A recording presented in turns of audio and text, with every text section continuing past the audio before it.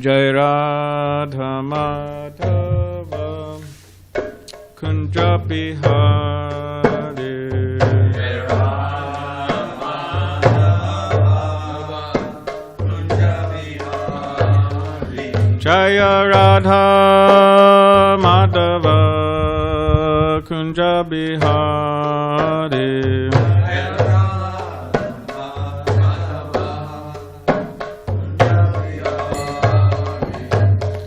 Gopijana Vallabha Girivardhari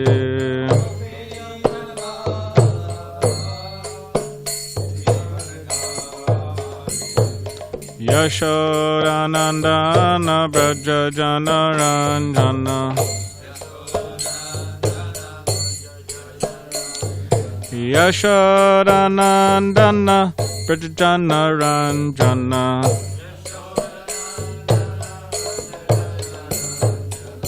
Yamuna Tira Vanachari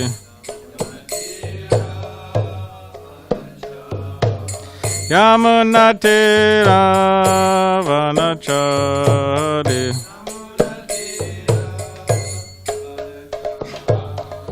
Jaya Radha Madhava Kunja Bihari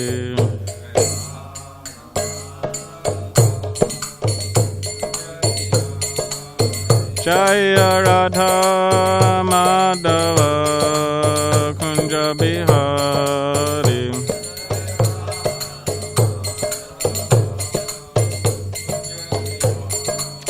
Jaya Radha Madhava Kunja Bihari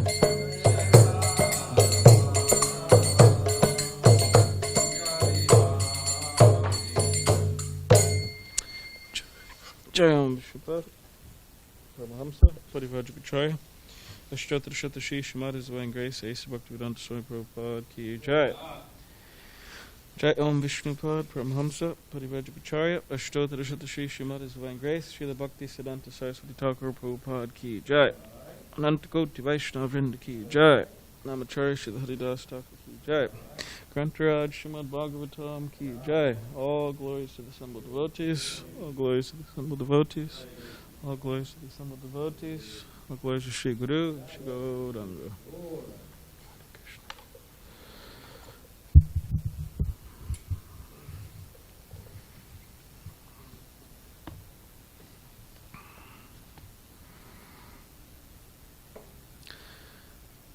Om Namo Bhagavate Vasudevaya. Om Namo Bhagavate Vasudevaya. Om Namo Bhagavate Vasudevaya.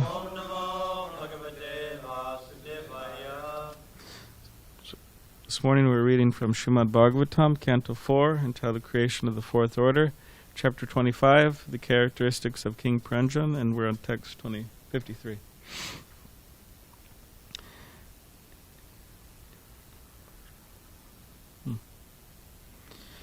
Sounds similar to the, Nama Paschadvas.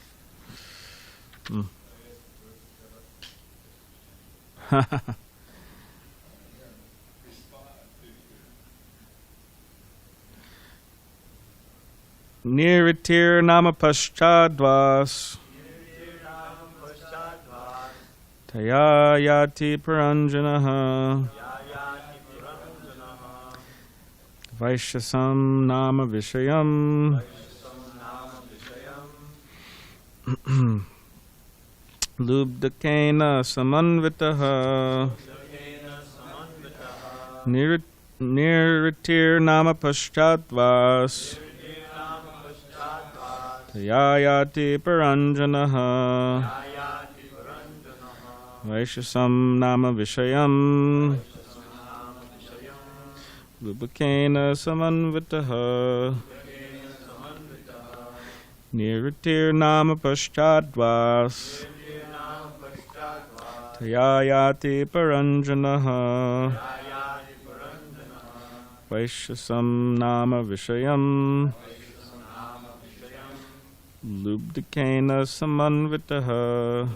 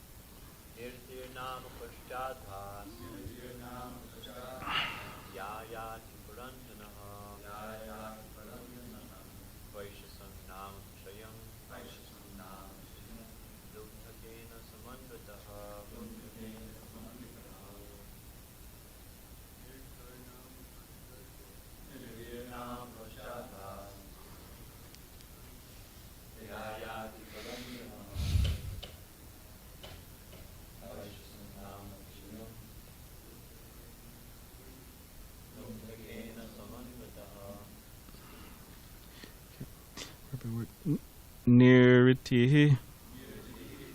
Of the name Niriti. Nama, called. Paschat, western. Dvaha, gate. Taya, by which. Yati, used to go. Paranjanaha, King Paranjana.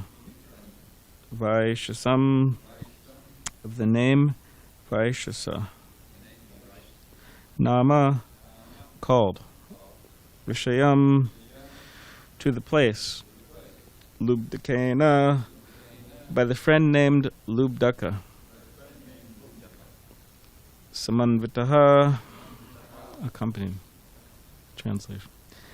Another gate on the western side was known as Niriti. Paranjana used to go through this gate to the place known as Vaishasa, accompanied by his friend Lubdaka. Purport. This is a reference to the rectum. The rectum is supposed to be situated on the western side of the eyes, nose, and ears. This gate is especially meant for death. When an ordinary living entity abandons his present body, he passes through the rectum. It is therefore painful.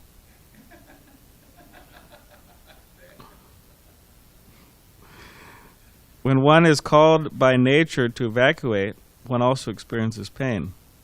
The friend of the living entity who accompanies him through this gate is named Lubdaka, which means greed. Due to our greed, we eat unnecessarily, and such gluttony causes pain at the time of evacuation. The conclusion is that the living entity feels well if he evacuates properly. This gate is known as Niriti, or the painful gate.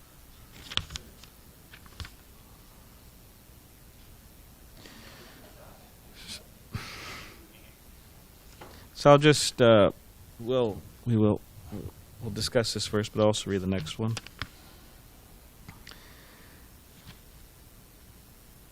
Andavamissam Puranam Nirvakpesha Kritavyubo Akshanvatam Iti Pratistabhyam Yati Karoticha. Of the many inhabitants of this city, there are 2 persons named Nirvak and Peshaskrit. Although King Pranjana was the ruler of the citizens who possessed eyes, he unfortunately used to associate with these blind men. Accompanied by them, he used to go here and there and perform various activities. Purport. This is a reference to the arms and legs of the living entity. The 2 legs do not speak, and they are blind. If a person simply trusts his legs to take him walking, he is likely to fall into a hole or bump into something. Thus led by the blind legs, one's life may be placed in jeopardy. Of the senses that are working, the hands and legs are very important, but they have no eyes to see.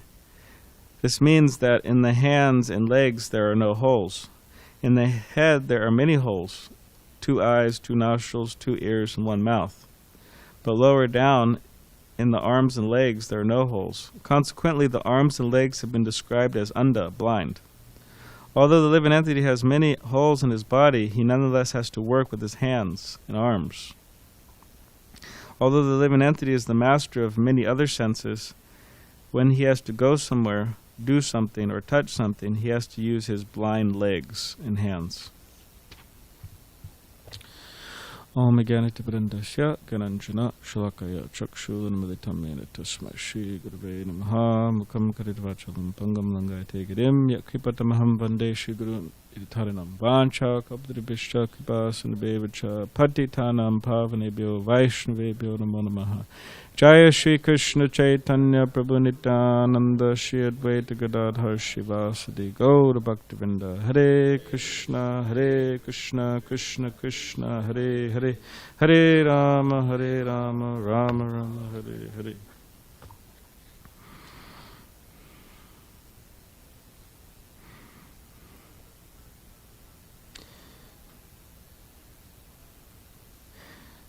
So there's by nature, you could say by reality, laws of reality. There are certain ways to use things properly, and there are certain ways not to use things.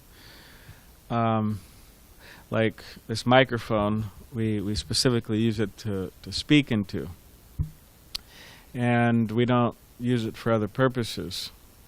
Like Mahabharat, Prabhu's back there cooking Raj Bhog, and he's not going to come and get the mic and take it back there and start stirring his dal. He uses a spoon for that because that's what a spoon's meant for.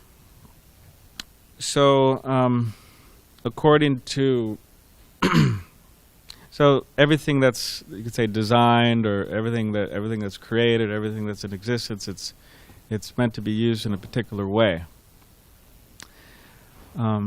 And therefore not to be used in another way. But this really depends on a person's perception, or how a person sees something. Just like they say for the common example. Okay, you go to someone goes to a forest.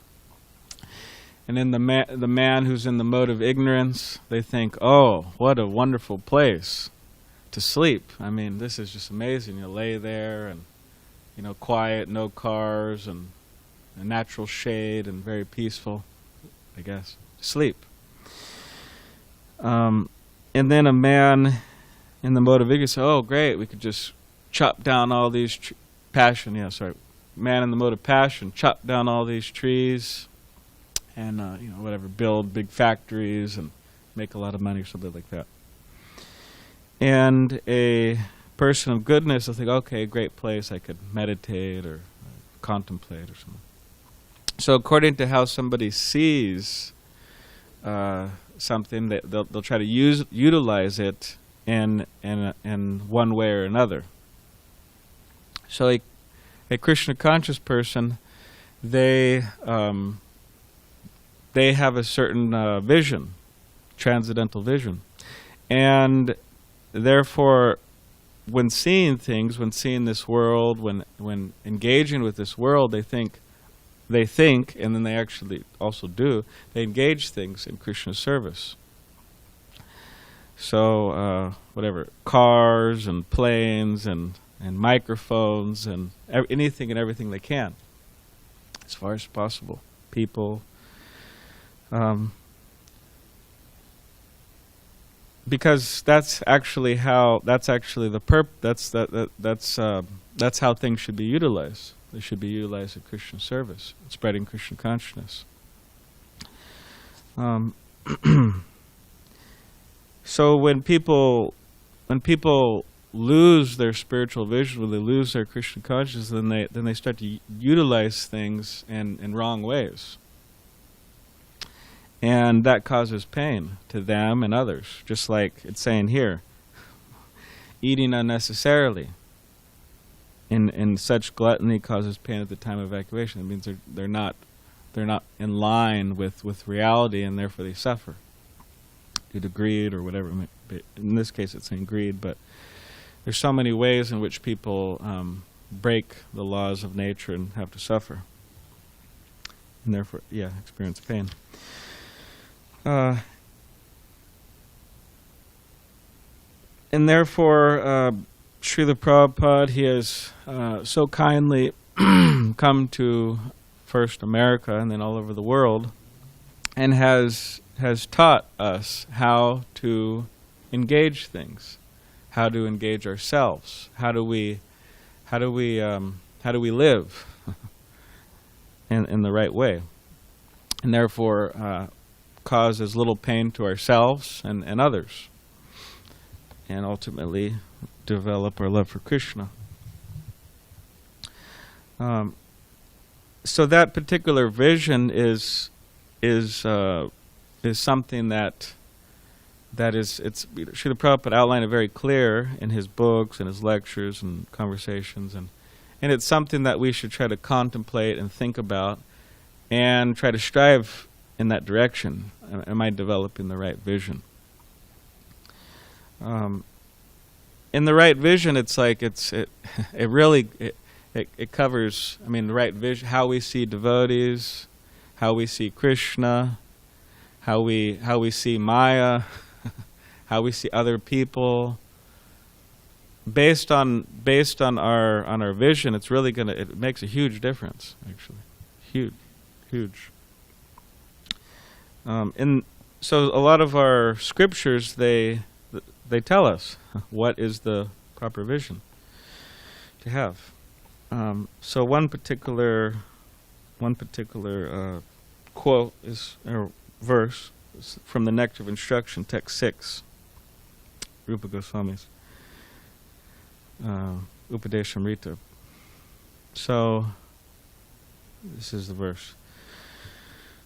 Drishta sabhava janatarva puchashtradoshar na prakrita tvam iha bhakta janasya pashyat gangam basam na kalu budbuddha pena pankar brahma dravatvam apagachati niradharmaye. So here's the English. Being situated in his original Krishna conscious position, a pure devotee does not identify with the body. Such a devotee should not be seen from a materialistic point of view. Indeed, one should overlook a devotee's having a body born in a low family, a body with a bad complexion, a deformed body, or a diseased or infirm body. According to ordinary vision, such imperfections may seem prominent in the body of a pure devotee, but despite such seeming defects, the body of a pure devotee cannot be polluted. It is exactly like the waters of the Ganges, which sometimes during the rainy season are full of bubbles, foam, and mud. The Ganges water does not become polluted. Those who are advanced in spiritual understanding will bathe in the Ganges without considering the condition of the water. So this is a shloka which is describing to us how we should see. And Srila Prabhupada in the purport, he you could say expands on this point, and he expands in the way of within India, when they people would encounter the American Vaishnavas, the European Vaishnavas from different parts of the world, they think, oh, how can these people really become Vaishnavas? Coming from such a low background, eating all types of abominable things and not following any regulations in terms of cleanliness or this or that, just really just low-class people. How can they ever become Vaishnavas? And they would think that, and they would say that, and they would treat devotees like that. And their sannyas, like Prabhupada would say, they would say their sannyas is not actual sannyas. They're actually not Brahmins. They're not devotees. They have to wait till another birth, some future lifetime. So, yeah, and still, yeah, to some degree, people think like this, and it's wrong. It's a misconception that Bhaktisiddhanta Saraswati Thakur fought against, that so many of our previous acharyas fought against, and that should be understood. But one thing is that in terms of the Ganges, it's saying that the benefit one can obtain by bathing in the Ganges, if one doesn't have the right vision, they will not be able to experience that benefit because they're not going to get in. They're not going to go in the water, so therefore they're not going to experience the benefit. It's full of foam and mud and bubbles and dead bodies sometimes, and people they with material vision they can't perceive the glories of the Ganges. Just like I was there in Mayapur, where's that? It's called Prabhupada Ghat. Yeah, I was there. Prabhupada was Ghat, going to bathe in the Ganges, and there's these Indian men. They showed up there, and they're from Calcutta, and they're all dressed in suits. 3 of them, dressed in suits, and they're explaining how they're missionaries of Catholicism. And I was talking to them for a while, and they were saying, "Oh, you know, where are you from? Oh, America, this and that. Do you really believe in this? You know, Krishna, and you know, do you really accept this?" Because they don't. Because they don't. Actually, it's very very severe what the whatever the churches may be preaching, and what they have the new members do. You know, burn pictures of demigods and all this type of stuff. And yeah. Eat meat to, you know, confirm that they're converted. It's true. But yeah, there was, oh, do you really believe this? I'm saying, yeah. So they're surprised. You know. But to them, I mean, Ganges is, you know, some river, and you know, they're not going to bathe in there for bathe in her water for any spiritual benefit, because they don't accept it. You know. And yeah, like, you know, I was talking to some family member. They said, "Oh yeah, it's so, you know, so dirty, this and that." But it's this verse is saying that there may be, according to ordinary vision, imperfections, but it is those who are advanced in spiritual understanding will bathe in the Ganges without considering the condition of the water. So. Largely, those who have joined the Hare Krishna movement, we would hope, would transcend a lot of this. You could say, material vision. Like sometimes, you know, maybe before people joined, there was, you know, they're really absorbed in, okay, I'm in this camp and they're in that camp.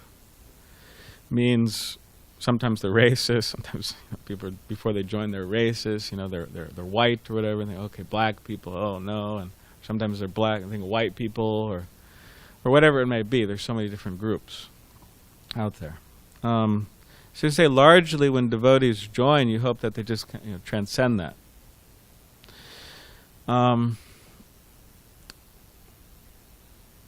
But when one comes, it doesn't automatically mean that one transcends all of that necessarily or automatically. In other words, there's a whole other perspective of of dealing with this issue or dealing with this problem when it comes to associating with devotees is that how do we see devotees? Because that could also be another polarizing affair. Means that I'm a disciple of such and such, and he's a disciple of such and such, and we really don't have the same moods, and I don't really like you, and he doesn't like me, and how, yeah, Jai.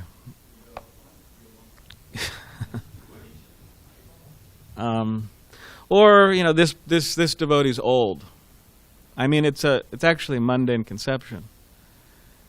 He's an old devotee, and therefore he's old school, and therefore he doesn't know what he's talking about because he's not with the times. It's actually offensive because, first of all, devotees aren't old. I mean, they're not their bodies. That means they're not old. And even if they are old school and we are new school, whatever that means, there should still be that respect. There shouldn't be this polarizing thing like me and them or us and them, because it's not good. Or whatever, black, white, or whatever. Whatever, Democrat, Republic, this and that. So none of these things should get in the way of our relationships with other devotees. Or else it's just like it's falling in this material vision, ordinary vision. And it doesn't turn out nice. It doesn't turn out nice because by being absorbed in all of these differences that we probably in a lot of cases do have on the material platform, it creates a particular mentality in what we think. In other words, we're thinking ill about somebody. What we think will come out of our mouth in due course. And a lot of the times that thinking and then that speaking, what does that turn? What do we turn into? We turn into what's the word? Cheesemosas. Now, does anybody know the word cheesemosa?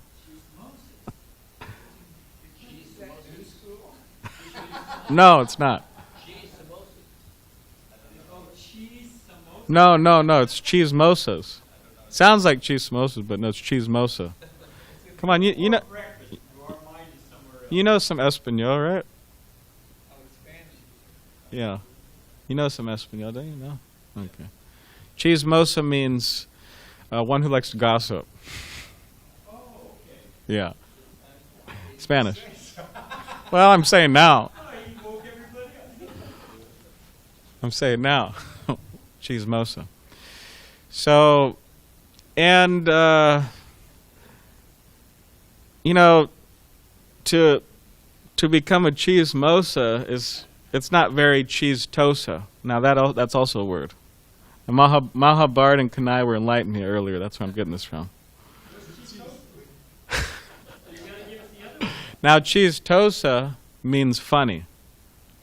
So it's not funny, to become a chismosa or a gossiper, Not cute or, So, of course, we're not Mayavadis. There are differences. There are between everybody, and in terms of the way people think and act and operate, and there's differences. But those differences, it should be like Prabhupada would say. He really stressed this point, and he really appreciated it. That when devotees, despite all of their differences, really just get along, cooperate, and serve. Really appreciated it. And he said, we're the real United Nations. So like one time he was there performing a, interesting, Prabhupada was quite, he was performing a marriage ceremony in India. And, anyway, so and he was marrying he was performing the ceremony for two devotees, one Padmavati and this other, I forgot his name, but he's from Sweden and some other, Australia. So a huge crowd, and tons of thousands of people at this big pandal, and Prabhupada's performing the ceremony, and Vegavan, from Sweden. So they were both all dressed up, Vedic wedding and big celebration, and then Prabhupada said, pointing that she's from Australia and Sweden, and then he said, we're the real United Nations, and then everybody started clapping and cheering, and the huge crowd, and so he really liked that, and it's a great thing. I mean, when you go to Mayapur, for example, devotees are all over China, Africa, America, a little bit, South America, all over. There's devotees from all over, and it's great. I mean, it's amazing actually, and they're all getting together and worshiping Srila Prabhupada and Krishna. So we don't want to. We want to see everything and everyone in the right way, so we don't cause pain to anybody or to ourselves unnecessarily, and ultimately, so we please Krishna.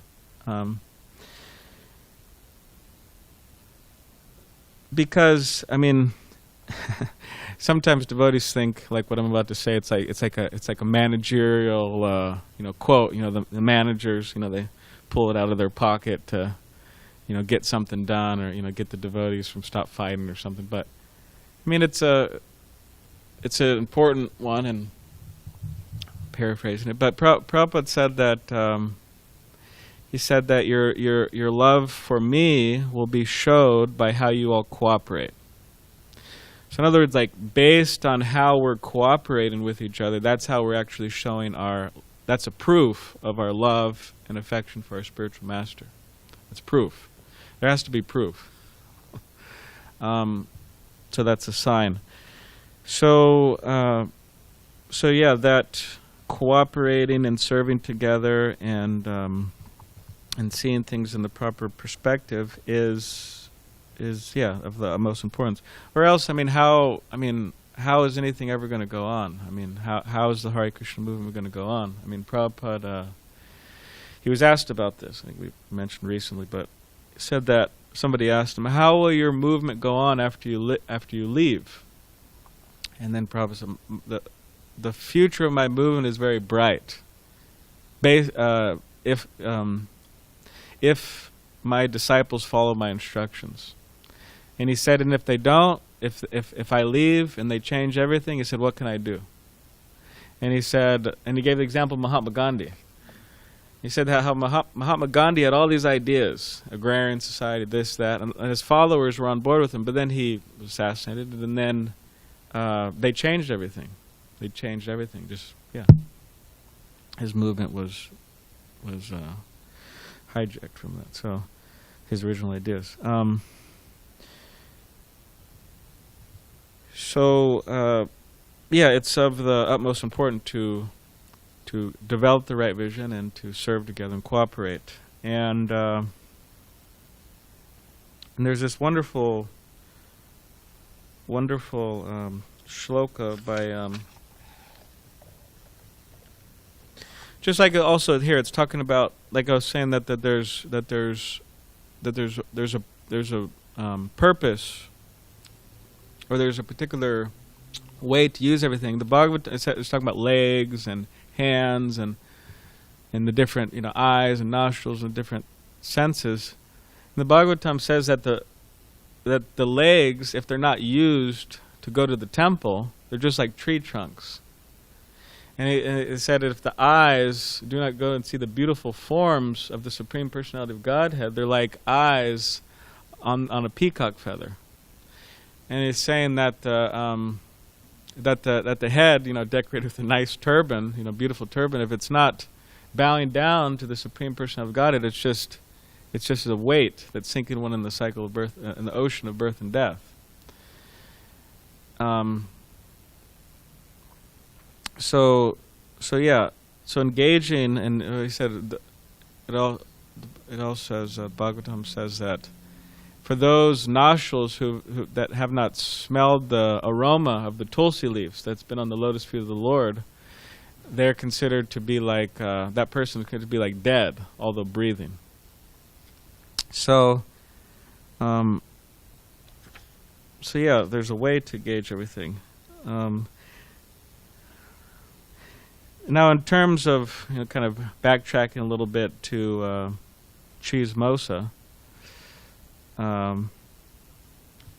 there's this quote from Jagannananda Pandit from the Prema Vivarta that Prabhupada quotes in the purport of text 1 of the Nectar of Instruction. So he says,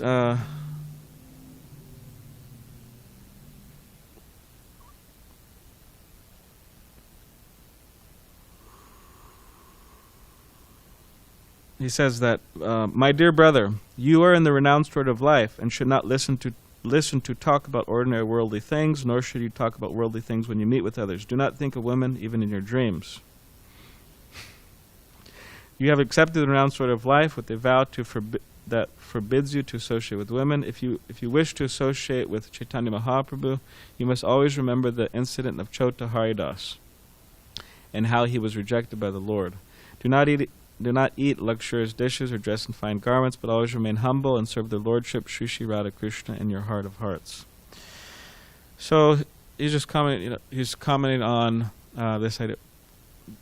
So much is here, but yeah, be simple. Do not gossip. Do not engage in all these things, and just focus on service to the Lordship, Sri Sri Radha and Krishna. And the last thing is that that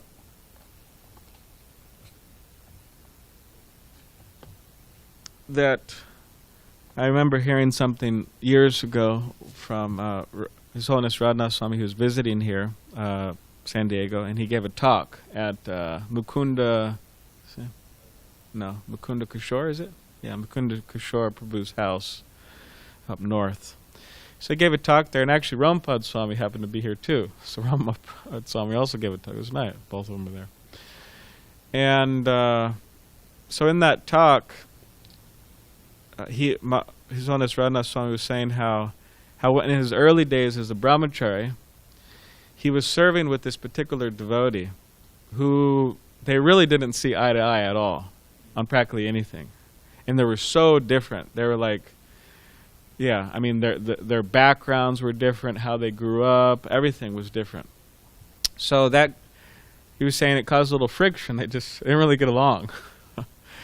But they were serving together. And specifically it said that he was saying as a young brahmachari, there was a cow, and they're milking the cow, and he was milking on one side, Radhanath brahmachari, and the other devotee was milking on the other side. Yeah, they were serving together like that. So then, but over time, through serving together, they learned how to, see past their differences, how to relate with each other, how to, how to like each other, to cooperate, and but based on that service. So if somebody's serving together, there's a great chance that things could work out.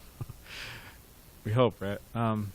But later on, he described in his life, Radhanath Swami, how even to this day, they became great friends. And he said that even now, when he visits the particular place where this devotee lives in the world, he's a household of this devotee, and he hosts Maharaj. He comes to his house, and he stays there, and they became good friends. He didn't say. He didn't say. I'm not sure who it was. So yeah.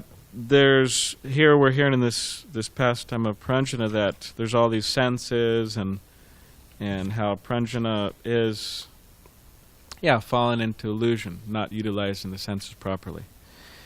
So we'll continue hearing about what's the as the pastime goes on, what's the proper way, what's the improper way, and how pranjana gets in trouble, this and that, and so. All right, does anybody have any questions or comments? You have that mic?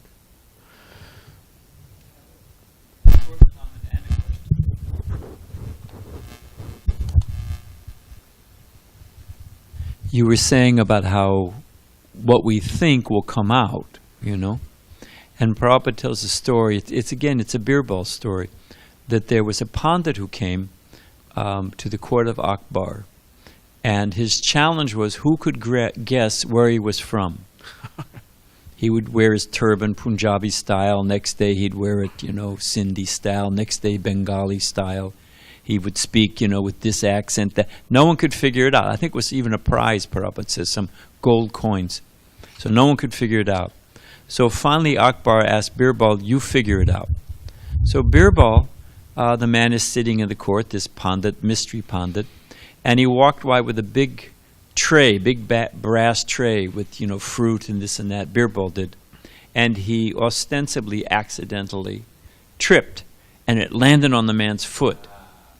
And he came out. He swore, whatever. It came out in his native, so when it'll come out under pressure, who you are, what your nature is will come out. Yeah. So just to, it's a story you can use to make your point. But my question is this.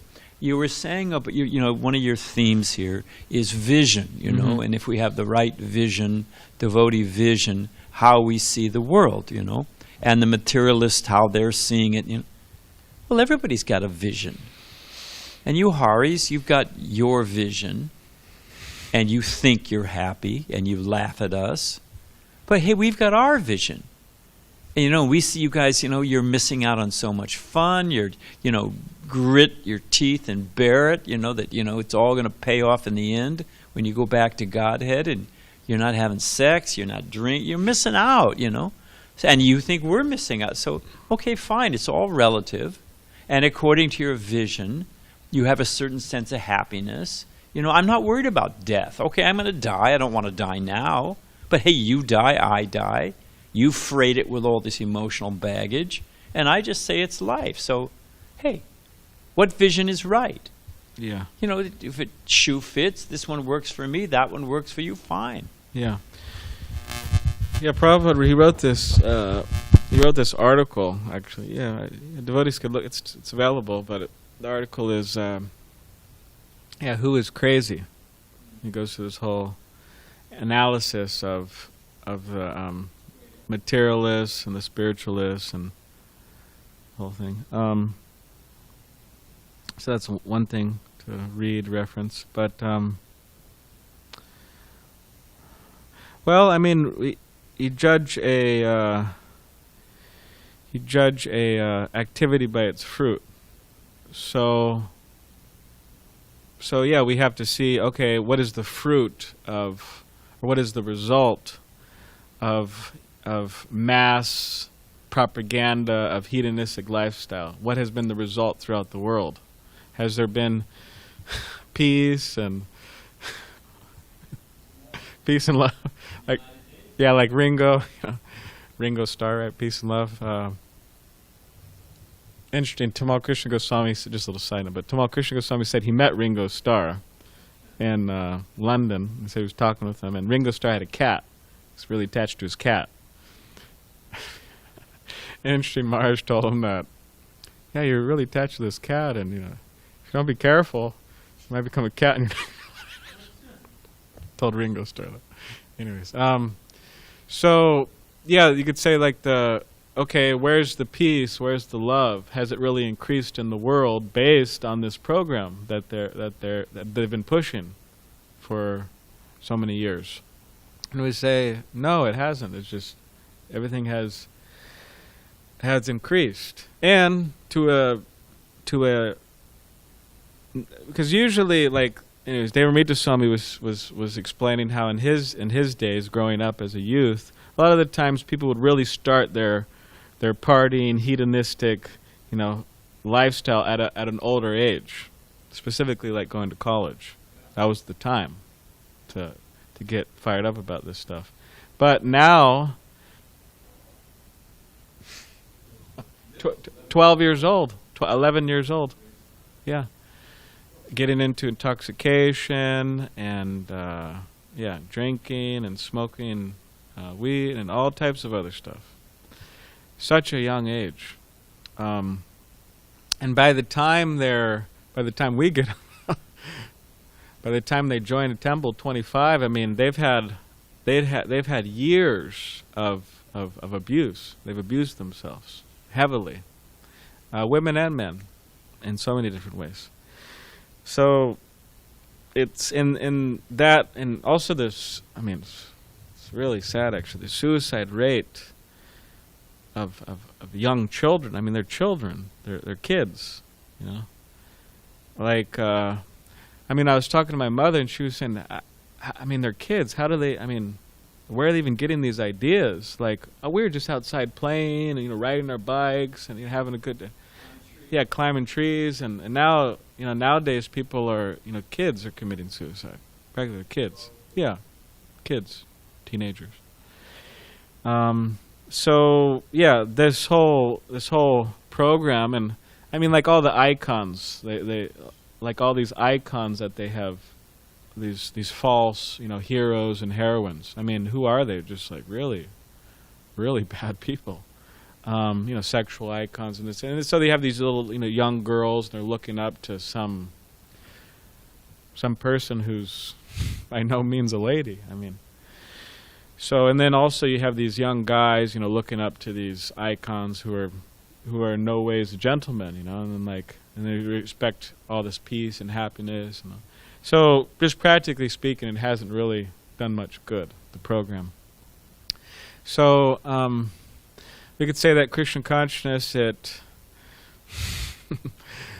does do good, and people do, their lives change drastically for the good. Like Prabhupada gives an example in Krishna book. He says, before my students, he's talking about the men in this particular point, he said, before my students have joined the Hare Krishna movement, they look very dirty and morose and this and that, but then when they shave their heads and they put on tilak and they put on saffron cloth, they look like they're coming directly from Vaikuntha. So just that difference. Or like Prabhupada would always say about the priests, oh, these were our men, and you know, how are they so bright-faced now? He said, oh, well, you know, Prabhupada gave them that process for that. So, yeah, so I would just say that. But in terms of this Birbal, and, you know, they explain, and he was asked to find out, where's this man from? Where's this man from? Prabhupada was in Juhu, and he would walk with Dr. Patel. And devotees really couldn't tell where Dr. Patel stood. Was he a Mayavadi? Was he a Vaishnav? And he know all these shlokas from Bhagavad Gita, but devotees couldn't tell. So then one day Prabhupada was criticizing the different false gurus, the different so-called gurus of the world, India. And in some of those talks, I mean, Prabhupada was really forceful. And then Dr. Patel one day got really mad, and they actually started shouting at each other and got really upset. And then he left, and he stopped going on walks with Prabhupada. And then Prabhupada said, okay, now no more speaking, we'll read Krishna book. So then it was going on like that, and it was the next day, the next few days, all of a sudden in the talk, you hear Dr. Patel comes up, and he goes, oh, you know, I saw you, my friends were telling me not to come over here, but something just brought me over here to meet you, Prabhupada. I'm just attracted to you. And then Prabhupada said, oh yeah, you know, when I came here, I saw your car, your motor car, and I was offering my respects. So I said his motor car. So then they talk, and then Dr. Patel says, yeah, so I'm sorry, I'm just so upset, but I was taught that we shouldn't criticize any of the saints in India.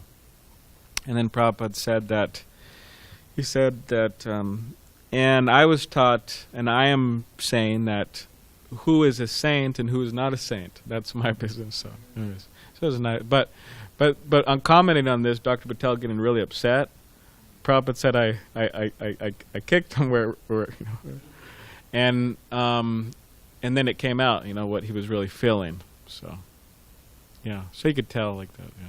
So all right, does anybody have a last? No. All right. Comment or question? No. Okay. The whole thing of the United Nations and everything, there was a certain phrase that is central to how ISKCON stays together and everything. The unity in diversity. Yes. And it's related to Achincha Beta type, you know, the two things. And Prabhupada would always stress that. In fact, I remember one of those semi-annual thing. What do they have, those conferences in Mayapur? Yes, ILS, ISKCON Leadership Sangha. I used to go to those. And that was the topic. Now you break up into pairs and discuss this for half an hour or 15 minutes and then come back and share it. And I didn't know who my partner would be, so Radhanath Swami became my partner. And we went off and sat by the bank of the Ganges and we discussed that. It's very memorable. But you can see how essential it is to be able to tolerate the diversity and keep the unity. That's what Prabhupada meant by your love for me will be shown by how you cooperate with each other after I am gone. Yeah. That's the quote. And you were talking about how these young kids, middle school, how does it happen? Vaikuntha Prabhu and I, in our business days, we went to this Caribbean island, I forget which one. And I remember we rented a car. It's a small little island. We rented it. We were doing some shows there. We rented a car, and we said, "Well, here's our driver's license." And the guy said, "What do we need that for?"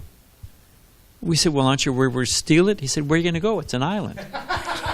It's like everybody knew everybody, and it was like, and it was the most nobody locked their doors, most peaceful place. It was just, it was really quite a pleasant place, Everybody's friendly, pay me tomorrow, nope, it was great. We went back about 10 years later. Oh, everything was locked down tight, anxiety, there was a crime wave. And Vaikuntha and I asked, what happened? And many people said the same thing. It all happened when the video store opened. When they all started getting, Western movies and Western American culture, American, gangster rap. It was American media, movies, that just spoiled the whole thing. So they're just cruising along innocently.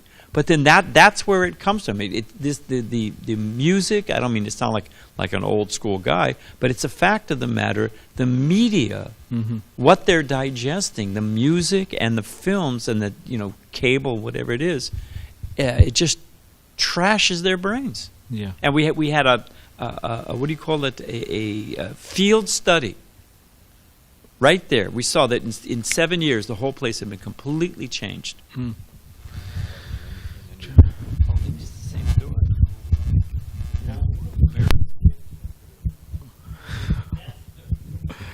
All right. Grantraj Srimad Bhagavatam ki